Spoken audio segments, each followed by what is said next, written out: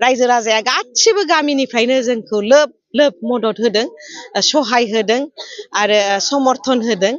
आरो जों दिनैहाय एकदम क्लियार पिक्चार बादि नुदों जे 4 नं बावखुंग्रि समस्तियावहाय UPPL नि हान्जायानो नैबे फैगौ बिसायख'थियाव देरहासार जागोन होननानै।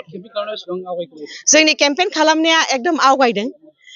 जोङो गामि गामि खालामदों। जोंनि माखासे दैदेनगिरि बिथांमोनाबो सुबा गामि गामि खना खना खालामगासिनो दङ। ओरै मोनसे टीम बायदि बायदि टीम खालामगासिनो दङ आरो रायजो राजाया अनसायनायखौ जोङो मोनदों। बिराद गोजोननाय मोनदों। आंथ' बे जायगायावनो हाबा जाफैनाय, खांख्राइबारियावनो हाबा जाफैदों आं बे ओनसोलनिनो फिसा आरो बे ओनसोलाव जोबोद खामानि मावनांगौ दङ। बे ओनसोलाव लामा सामा गोबां मावनांगौ दङ। बाहाय सरकारि आसनिफोरखौ नोङो बारा नुनाय मोना, आसनिफोरखौ बारा मोननायबो मोना आरो बाहाय फैगौ समावहाय नैबे ओनसोलनि डेभेलपमेन्ट आरो जौगानायनि थाखाय जुदि MLA जानो मोननायनि खाबुखौ मोनोबा मावगोन। गोजोन्थों।